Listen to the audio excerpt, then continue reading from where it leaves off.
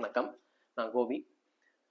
இன்னைக்கு நம்ம பார்க்க போகிறது சங்கடஹர சதுர்த்தி அப்படின்னா என்ன, அது ஏன் கொண்டாடணும், எதுக்கு கொண்டாடணும், அன்னைக்கு நம்ம பண்ண வேண்டிய விஷயங்கள் என்ன, அப்புறம் சங்கடஹர சதுர்த்திக்கும் விநாயகர் சதுர்த்திக்கும் உள்ள தொடர்பு என்ன, அதனுடைய வரலாறு என்ன அப்படின்றத பற்றிலாம் பார்க்க போகிறோம். அது சம்மந்தமான என்னென்ன உருட்டுக்கள்லாம் இன்னைக்கு இருக்குது, நம்ம அதை புரியாதனால என்னென்ன தவறுகள் செய்கிறோம், நம்ம அதை புரிஞ்சுக்கிட்டோம்னா என்ன பண்ணால் என்ன கரெக்டாக இருக்கும், நல்லது நடக்கும் அப்படின்றத பற்றிலாம் இன்னைக்கு பார்க்கலாம். ஓகேங்களா? நம்ம இது மாதிரி ஒவ்வொரு விரதத்தையா பற்றி கட்டடிச்சிட்டு வந்துட்டு இருக்கோம். பாண்டியனியா சொன்னதை திரும்ப எக்ஸ்பிளைன் பண்ணிட்டு இருக்கேன். அந்த விதத்தில் லாஸ்ட்டாக பார்த்தீங்க அப்படின்னா பிரதோஷத்தை பற்றி பார்த்தோம். பிரதோஷங்கிறது பிரதோஷம் இல்லை, விரை தோஷம் அப்படின்றத பார்த்தோம். அதனுடைய முக்கியமான பொருள் என்னன்னு பார்த்தீங்க அப்படின்னா, நீங்கள் கோயிலுக்கு போகாதீங்க, குளிக்காதீங்க, அதை பற்றிலாம் பிரச்சனை கிடையாது. ஆனால் அன்னைக்கு நம்ம குடும்பத்தில் இருக்க இளைய புதுசாக கல்யாணம் ஆன தம்பதியர்கள் வந்து சேரக்கூடாது, அதாவது குழந்தை உருவாகக்கூடாது. அந்த அந்த 6 நாள்ல வந்து அந்த பிரதோஷத்துல இருந்து அடுத்த 6 நாள், அந்த அமாவாசை வரும். அமாவாசைக்கு 3 நாள், பின்னாடி 3 நாள் வந்து அவங்க குழந்தை உருவாகக்கூடாது. குழந்தை உருவானுச்சுன்னா அந்த குழந்தை குறைபாடோட வளரும். அதனால அதை தடுக்கிறதுக்காக அந்த 6 நாள் ஒன்று கூட கூடாதுங்கிறத சொன்னது தான் பிரதோஷம் அப்படிங்கிறத பார்த்தோம். அந்த வகையில் இன்னைக்கு நம்ம சங்கடஹர சதுர்த்தி பற்றியும் விநாயகர் சதுர்த்தி பற்றியும் திரு பாண்டியனியா என்ன சொல்லியிருக்காங்க, அதோட உண்மையான வரலாறு என்ன மீட்டிருக்காங்க அப்படிங்கிறத இன்னைக்கு பார்க்கலாம். ஓகேங்களா? சரி, சங்கடஹர சதுர்த்தி நம்ம எப்பயுமே பார்த்தீங்கன்னா நம்ம ஒவ்வொன்றுலையுமே அந்த பேர்லேயே தான், நம்ம தமிழ்லேயே தான் எல்லாத்துடைய அந்த அறிவு வரலாறு எல்லாமே ஒழிச்சு வைக்கப்பட்டிருக்கு. இது மாதிரி சங்கடஹர சதுர்த்தின்னா என்ன மீனிங் அப்படின்னு பார்த்தீங்கன்னா அப்படியே பிரிப்போம். சங்கடம், ஹரி, சதுர்த்தி, அவ்வளவுதான். சங்கடம், ஹரி, சதுர்த்தி தான் சங்கடஹர சதுர்த்தி. ஓகேங்களா? சங்கடம்னா நமக்கே தெரியும், பிரச்சனைகள். ஹரினா திருமால். ஓகேங்களா? சதுர்த்திதின்னா பார்த்தீங்கன்னா சதுர்னா 4, சதுரம் அப்படின்னு சொன்னா 4 பக்கம் உடையதுன்னு சொல்றோம். அது மாதிரி சதுர்த்திதின்னா 4வது திதி. என்னன்னு பார்த்தீங்கன்னா அமாவாசைக்கு அப்புறம் வர 4வது திதி. ஓகேங்களா? அவ்வளவுதான். அதாவது அமாவாசைக்கு அப்புறம் வர 4வது நாள், சங்கடங்களை தீர்க்கிற 4வது நாள் அப்படின்றத அர்த்தம். திருமாலோட 4வது நாள் அப்படின்னு அர்த்தம். என்னப்பா விநாயகர் சதுர்த்தி, சங்கடஹர சதுர்த்தினா பிள்ளையார்ல கும்பிடுவாங்க, நீங்க என்ன திருமாலு அப்படின்றீங்களே, இதுக்கு என்ன சம்பந்தம் அப்படின்னு கேட்டீங்கன்னா, ஆமா சம்பந்தம் இருக்கு. என்ன சம்பந்தம் பார்த்தீங்க அப்படின்னா, நம்ம ஃபர்ஸ்ட் சங்கடஹர சதுர்த்தி அன்னைக்கு என்ன பண்ணுவோம் பார்த்தீங்கன்னா, ஒவ்வொரு ஊர்லயும் எல்லா ஊர்லயும் நீங்க இதை நோட் பண்ணலாம். ஒவ்வொரு ஊர்லயும் ஒரு குட்டை இருக்கும். குட்டைக்கு பக்கத்துல பாத்தீங்கன்னா ஊர் பத்தி இருக்க குட்டைக்கு பக்கத்துல ஒரு ஒரு அரச மரமோ அல்லது வேப்ப மரமோ இருக்கும். அந்த வேப்ப மரத்துக்கு அடியில ஒரு பிள்ளையார் இருக்கும். பிள்ளையாருக்கு 2 பக்கம் பாத்தீங்கன்னா அப்படி பாம்பு கிறிஸ்கிராஸா இருக்கிற மாதிரி ஒரு சிலைகள் இருக்கும், 2 சிலைகள் இருக்கும். இந்த செட்டப்பை வந்து நீங்க ஊர் பூரா பார்க்க முடியும். ஈவன் இந்தியா பூராமே பல இடங்கள நீங்க பார்க்க முடியும். இந்த இடத்துக்கும் சங்கடஹர சதுர்த்திக்கும் தான் சம்பந்தமே. அந்த விநாயகருக்கும் சங்கடஹர சதுர்த்திக்கும் தான் சம்பந்தமே. நீங்க வேற இடத்துல இருக்க பிள்ளையாருக்கும் விநாயகர் சதுர்த்திக்கு சம்பந்தம் கிடையாது. ஓகேங்களா? இந்த இடத்துக்கும் சங்கடஹர சதுர்த்திக்கும் ரொம்ப சம்பந்தம் இருக்கு. அது என்ன அப்படின்னு பார்த்தோம் பார்த்தீங்க அப்படின்னா, இது என்ன அந்த செட்டப், எதுக்காக இந்த செட்டப் உருவாக்கப்படுதுன்னு பார்த்தீங்க அப்படின்னா, இதை உருவாக்குனது திருமால். கிட்டத்தட்ட 3200 வருஷத்துக்கு முன்னாடி திருமால் திருச்சி ஆட்சி பண்ணிக்கிட்டு இருந்தப்போ உருவாக்குன முறை தான் இது. அதனாலதான் அவருக்கு பேரு பரதராஜன். அவர் வந்து பாரதத்தை பூரா ஆண்ட ராஜா. அவர் வந்து நம்ம முன்னாடியே பார்த்துருக்கோம். அவர் வந்து மனுஷன், உங்களை மாதிரி என்னை மாதிரியான ஒரு மனுஷன், ஜீவசமாதி அடைஞ்ச, குண்டலினி எழுப்பி ஜீவசமாதி அடைஞ்ச சித்தர் அப்படின்றத பார்த்தோம். நம்மளை ஆண்டவர், அதனாலதான் நம்மளோட அரசர் அவரு, அதனாலதான் நம்மளை ஆண்டவர்னு அவரை கூப்பிடுறோம் அப்படின்றதையும் பார்த்தோம். ஓகேங்களா? அப்படி நம்ம ஆட்சி செஞ்சுக்கிட்டு இருந்தப்ப உருவாக்குன ஒரு அற்புதமான முறை தான் இது.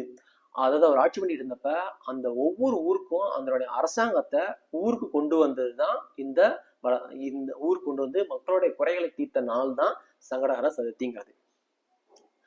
அந்த அரச மரத்துக்கு பேரு அரச மரம்னு வந்ததுக்கு காரணமே இது. இந்த விசேஷம் தான் சொன்னா நம்ப முடியுதா? ஆமா, இதுக்கும் விசேஷத்துக்கும் அந்த அரச மரத்துக்கு பேருக்கு சம்பந்தம் இருக்கு. அரசு நடக்கிற இடத்துல இருக்கிற மரம் அரசு மரம். ஓகேங்களா?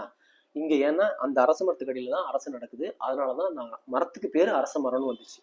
ஓகேங்களா? அது மாதிரிதான் அந்த அரச மரத்துக்கு அடியில சரஸ்வதியும் வச்சிருப்பாங்க. குட்டைக்கு பக்கத்துல பார்த்தீங்கன்னா சரஸ்வதியும் வச்சிருப்பாங்க. இந்த இடத்துல நிறைய இடத்துல அந்த சரஸ்வதிக்கு பேர் இருந்தது காரணம் அரசு நடக்கிற இடத்துல இருக்கிற தெய்வம் அப்படிங்கறதுதான் அரசுவதிங்கிறதும். அதுதான் சரஸ்வதியா ஆக்கிட்டாங்க இன்னைக்கு. ஓகேங்களா? சரி, அன்னைக்கு என்னதாப்பா பண்ணுவாங்க அப்படின்னு பாத்தீங்க அப்படின்னா, ஒவ்வொரு ஊருக்கும் சித்தர்கள் அந்த 4வது நாள் அன்னைக்கு ஊருக்கு வருவாங்க. அன்னைக்கு ஊர் மக்கள் பூரா அந்த அரச மரத்தடியில வந்து ஒண்ணு கூடுவாங்க. அங்க வந்து ஊர் மக்களுடைய பிரச்சனைகளை தீர்ப்பாங்க. என்ன மாதிரியான பிரச்சனைகள் அப்படின்னு பாத்தீங்கன்னா, உடம்பு சரியில்லை, இன்னைக்கு உடம்புல நோய் இருக்கு அப்படின்னு பாத்தீங்கன்னா, அந்த சித்தர் வைத்தியம் நமக்கே நல்லா தெரியும். அந்த சித்தர்களோட வைத்தியம் தான் சித்தர் வைத்தியம், சித்தமாரோட மருந்துகள் தான் சித்தர் மருந்துகள். அவங்க அந்த மருந்துகளை தயாரிச்சு கொடுப்பாங்க. ஓகே, இந்தாங்க அந்த மருந்து அப்படின்னு சொல்லி கொடுப்பாங்க. மேலும் பார்த்தீங்க அப்படின்னா, இந்த வருஷம் மழை கம்மியா இருக்கு அல்லது மழை வந்து கூட இருக்கு, இந்த வருஷத்துக்கு மழை கம்மியா இருக்குங்களா, என்ன பயிர்கள் பண்ணலாம், எப்போ அந்த பயிர் பண்ண ஆரம்பிக்கலாம், அல்லது இந்த பயிர்கள்ல அந்த நோய் இருக்கு, இந்த நோயை தீர்க்கறதுக்கு என்ன வழிகள், அல்லது தகராறு ஏதாவது குடும்ப ஊர் தகராறோ அல்லது பக்கத்து ஊருக்கு இந்த ஊருக்கு தகராறோ அல்லது குடும்ப தகராறுகள் வந்துச்சுன்னா தகராறுகளை தீர்த்துப்பாங்க. ஏன்னா சித்தர்கள் வந்து ஞானிகள், அவங்களால சொல்யூஷன் கொடுப்பாங்க. இப்படி பல பிரச்சனைகளுக்கு, ஊர்ல இருக்க அனைத்து பிரச்சனைகளுக்கும் கவர்மெண்ட் சார்பா வந்து தீர்வு கொடுப்பாங்க, அரசு சார்பா வந்து தீர்வு கொடுக்குறாங்க. ஓகேங்களா?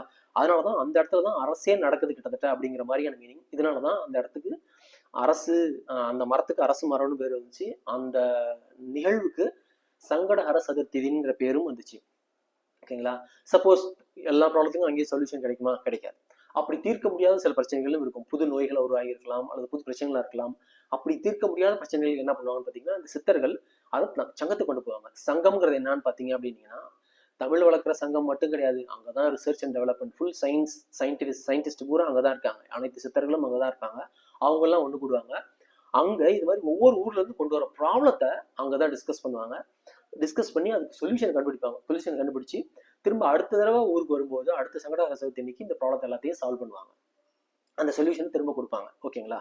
இப்படிதான் தொடர்ந்து அரசாங்கம் நடந்துகிட்டே இருந்துச்சு. நம்மளோட பிரச்சனைகள் தீர்க்கப்பட்டுக்கிட்டே இருந்துச்சு. ஓகேங்களா? இன்னைக்கு அது நடக்கிறது இல்லை. ஆனா நடக்கலைன்னாலும் அதை அந்த நிகழ்வு நடந்ததெல்லாம் ஞாபகம் வச்சுக்கிட்டு நம்ம வரலாறை இன்னைக்கும் தக்க வைக்கிறோம். சங்கடஹர சதுர்த்திங்கிறோம். சங்கடஹர சதுர்த்தினா இன்னைக்கு எல்லாத்தோட ப்ராப்ளமும் சால்வ் ஆகுங்கிறோம். அதுக்கு காரணம் இதுதான். ஓகேங்களா? மக்களை தேடி அரசு, அதுதான் இன்னைக்கும் தான் சொல்றாங்க. மக்களை தேடி அரசுன்னு ஊருக்கு கொண்டு வராங்க. இதெல்லாம் ரொம்ப பழசுப்பா.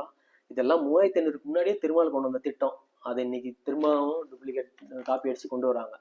உங்களுடன் ஸ்டாலின் அப்படின்ற திட்டத்தில் அந்த மாதிரிலாம் உங்களுடன் அரசு அப்படின்னு ஊர் கொண்டு வரவங்க பேர்ல சொல்றாங்க. சரி, ஓகே. சங்கடஹர சதுர்த்தியை பத்தி பார்த்துட்டோம். இப்ப விநாயகர் சதுர்த்திக்கு இதுக்கு என்ன சம்பந்தம் அப்படின்னு பாத்தீங்க அப்படின்னா, இப்படி ஒவ்வொரு தடவையும் ஒவ்வொரு மாசமும் ஊருக்கு வந்துகிட்டு இருக்க அந்த சித்தர்களுக்கு ஒரு மரியாதை செலுத்துற மாதிரி என்ன பண்றோம்னா, வருஷத்துக்கு ஒரு தடவை அந்த சித்தர்களை நம்ம வீட்டுக்கு கூட்டிட்டு போய் அவங்களுக்கு தேவையான பழங்கள், அவங்களுக்கு தேவையான நல்ல பிடிச்ச உணவுகளை கொடுத்து அவங்களுக்கு நன்றி கூறுற நாள் தான் விநாயகர் சதுர்த்தி. ஓகேங்களா? அது எப்படிப்பா விநாயகர் சதுர்த்திக்கு என்ன சம்பந்தம் அப்படின்னு பார்த்தீங்க அப்படின்னா, விநாயகர் சதுர்த்திங்கிறது தெருவில் எல்லாம் பெருசாக செலவு வச்சு 10 நாளாக கொண்டாடுவாங்க. கொண்டு போய் ஆற்றுல கரைப்பாங்களே, அதுக்கு எதுக்கு நீ சொல்றதுக்கு சம்மந்தம் இல்லையா அப்படின்னு யோசிக்க வேண்டாம். இருக்கு, சம்மந்தம் இருக்கு. என்னன்னு பார்த்தீங்க அப்படின்னா, இந்த 10 நாள் ஏன் வச்சிருக்கோம், என்ன எதெல்லாம் பண்றோம் பார்த்தீங்க அப்படின்னா, இந்த இந்த ஆசீவகம் அப்படின்ற இந்த முறையை உருவாக்குனதே முருகன். அதனால முதல் நாள் முருகனுக்கு நம்ம நன்றி தெரிவிக்கணும். முருகனுக்கு வழிபாடு நடத்துறோம். அதுக்கு அடுத்தது பார்த்தீங்கன்னா, முருகன் உருவாக்கி நம்ம வாழ்க்கையை என்ன பண்ணாரு, முருகன் 7ஆ பிரிச்சாரு. அறியாமையில இருந்து எல்லாரும் கடவுளா ஆகிறதுக்கு என்ன வழி அப்படின்றத 7ஆ பிரிச்சு சொல்லியிருக்காரு. அந்த வாழ்வியல் முறையை சொல்லி கொடுக்குற சிம்பாலிசம் தான் 7 கன்னிகள் அப்படின்ற மாரியம்மன், மாறி மாறி வர மாரியம்மன். அதை பத்தி நம்ம தெளிவாக நாள் பார்ப்போம், வந்து வெளியத்துல பார்ப்போம். அந்த மாரியம்மன் அந்த 7 கன்னிகளுக்கும் ஒரு கன்னிக்கு ஒரு நாள் அப்படின்றது 7 நாள். 7 + 1 8 நாள் ஆயிடுச்சு. 9ஆவது நாள் இந்த சித்தர்களை அந்த பிள்ளையார் கோயில்ல இருந்து கூட்டிட்டு வந்து, வீட்டுக்கு கூட்டிட்டு வந்து அந்த சித்தர்களை கூட்டிட்டு வந்து நம்ம அவங்களுக்கு தேவையான உணவுகள்லாம் வச்சு படைச்சு நன்றி சொல்லி, அவங்களுக்கு நன்றி சொல்லி எங்கள் பிரச்சனைலாம் தீர்க்கறதுக்கு ரொம்ப நன்றி பாப்போம், நன்றி சொல்லி அந்த 10ஆம் நாள் திரும்ப கொண்டு போய் அவங்கள விட்டுட்டு வர மாதிரி தான். அதுக்கு சிம்பாலிசமா நம்ம என்ன பண்றோம், ஒரு வீட்டுக்கு சித்தர் வர முடியாது. அதனால என்ன பண்றோம்னா, அந்த சித்தர் ஒண்ணுக்கு ஒரு இடத்துல அங்க இருக்கிற குட்டையில இருந்து மண்ணை எடுத்துட்டு வந்து அதை பிள்ளையார் செஞ்சு நம்ம அந்த பிள்ளையாரை வச்சு வீட்டுல வச்சு சாமி கும்பிட்டு அதெல்லாம் படைச்சு எங்களுக்கு எல்லாம் அந்த தீர்வு கொடுத்ததுக்கு நன்றின்னு சொல்லி திரும்ப கொண்டு போய் அந்த பிள்ளையாரை அந்த ஆத்திலேயே கரைக்கிறதா, வீட்டுல விட்டுட்டு வர மாதிரி, அவங்க இடத்துலயே விட்டுட்டு வர மாதிரி விட்டுட்டு வர்றதுதான் விநாயகர் சதுர்த்தி. இதை தெரியாம நம்ம பெரிய பெரிய சிலையாரை வச்சுக்கிட்டு அதுக்கு பெயிண்ட் அடிக்கிற சிலை பிள்ளையெல்லாம் வச்சுக்கிட்டு அதை கொண்டு போய் தெருவில் ஆத்துல கரைச்சி தெருவில் வச்சு இவ்வளோ பெரிய சிலையை வச்சுக்கிட்டு நம்ம பண்றதை முழுக்க முழுக்க தப்பான வழிமுறை. அதை நம்ம ஏன் பண்றோன்னே தெரியாம பண்ணிக்கிட்டு இருக்கோம். இதை ஆத்தையும் கெடுத்துக்கிட்டு இருக்கோம். இப்படி பண்ணக்கூடாது. நம்ம சரியான வழிமுறைன்னு பார்த்தீங்கன்னா, நம்ம ஒவ்வொரு ஊர்ல இருக்க அந்த குட்டைக்கு பக்கத்துல இருக்க அந்த அரச மரத்துக்கிட்ட இருக்க பிள்ளையாறுல இருந்து ஒரு மண்ணை எடுத்துட்டு வந்து சின்னதா வீட்டிலேயே சிலை செஞ்சு அதுக்கு நம்ம சாமி கும்பிட்டு இந்த 10 நாள் வழிபாடை சிறப்பா பண்றதுதான் விநாயகர் சதுர்த்தி. இதைதான் தசரான்னு நம்மகிட்ட மாத்திட்டாங்க. 10 நாள் தசராத்திரின்னு நம்ம கிட்ட மாத்திட்டாங்க. அதை பத்தி நம்ம தனியாகவும் பார்ப்போம். நம்ம தசராத்திரியில 10 நாள் 10 பகல் கொண்டாடுற அருமையான நாள் இந்த விசேஷம். இதுக்கெல்லாம் நம்ம கொடுத்த திருமால், அதனாலதான் அதை சங்கடஹர சதுர்த்தின்னு சொல்றோம். நம்ம இது மாதிரி ஒவ்வொரு திருவிழாவையும் விசேஷத்தையும் நம்ம புரிஞ்சுக்கிட்டு கொண்டாடுவோம். புரிஞ்சுக்கிட்டு அந்த சித்தர்களுக்கு நன்றி கூறுவோம். நம்மளும் நலமுடன் இருப்போம். இப்படி இதெல்லாம் மீட்டு கொடுத்த நம்ம பாண்டியன் ஐயாவுக்கு ரொம்ப நன்றி. அதே நேரத்துல நம்ம பழைய உருட்டுகளையும் பத்தி பார்த்துடலாம் ஒரு நிமிஷம். இதுக்கு இவங்க சொல்ற ஆக்சுவலா இந்து மதத்துல சொல்ற உருட்டுக்கள் என்னன்னு பாத்தீங்க அப்படின்னா, விநாயகர் வந்து ஒரு குடும்பத்தோட விளையாண்டுட்டு இருந்தாராம், வானத்துல விளையாண்டுட்டு இருந்தாராம். அப்படி விளையாண்டுட்டு இருந்தப்ப மேல சந்திரன் வந்து பாத்துக்கிட்டு இருந்தாராம். விநாயகர் வந்து தொந்தியும் தொப்பியுமா இருக்கிறதுனால அவர் பாக்குறதுக்கே ரொம்ப கிண்டலா கேவலமா இருந்துச்சான். அதை பார்த்து கிண்டல் பண்ணி என்னடா தொந்தி தப்ப இப்படி சிரிச்சிட்டு இருக்கா, இப்படி ஆடிட்டு இருக்க, தொப்புக்கு தொப்புக்குன்னு ஆடிட்டு இருக்கான்னு சொல்லி கிண்டல் பண்ணிட்டாராம். அதை பார்த்த விநாயகருக்கு கோவம் வந்துருச்சான். உடனே அவர் சபிச்சுட்டாராம் அந்த சந்திரனை, இன்னையில இருந்து உன் ஒளி மங்கிடட்டும் அப்படின்ட்டு.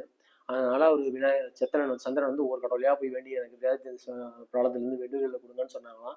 அதுக்கு யார் இந்த சாபத்தை கொடுத்தாங்களோ அவங்க தான் சொல்யூஷன் கொடுக்க முடியும்னு சொல்லிட்டாங்களாம். அதனால ஒரு விநாயகரை வந்து திரும்ப பார்த்து விநாயகர்கிட்ட அப்பா ஆண்டவா என்னை காப்பாத்துன்னு சொல்லவும் அந்த 4வது நாள் வந்து இவர் கேட்டாராம். அதனால வந்து அன்னைக்கு வந்து அவரோட சரி ஓகே இனிமேட்டுக்கு ஒழுங்கா நடந்துக்க அப்படின்னு சொல்லிட்டு அவருக்கு வந்து சாப விமோச்சம் கொடுத்தாராம். அதனால அன்னைக்கு நம்ம சாமி கும்பிட்டோம்னா, சங்கடஹர சதுர்த்திக்கு சாமி கும்பிட்டோம்னா நமக்கும் எல்லா ப்ராப்ளமும் போகுமா, சந்திரனோட அருளும் சேர்த்து கிடைக்குமா. ஏதாவது லாஜிக் இருக்காதுல. நீங்களே யோசிங்க, திங்க் பண்ணுங்க, எது சரி எது தப்புங்கிறத கேள்வி கேளுங்க, நீங்களே புரிஞ்சுக்கோங்க. யாராவது சங்கடஹர சதுர்த்திக்கு இது கிடையாது அதுதான் மீனிங் சொன்னாங்கன்னா உங்க பெற்றோர்கள்ட்ட கேள்வி கேளுங்க, அல்லது உங்க பிள்ளைங்கள்ட்ட சொல்லிக் கொடுங்க. அடுத்த ஜென்ரேஷனாவது சீரும் சிறப்புமா வாழ்வோம். நன்றி, வணக்கம்.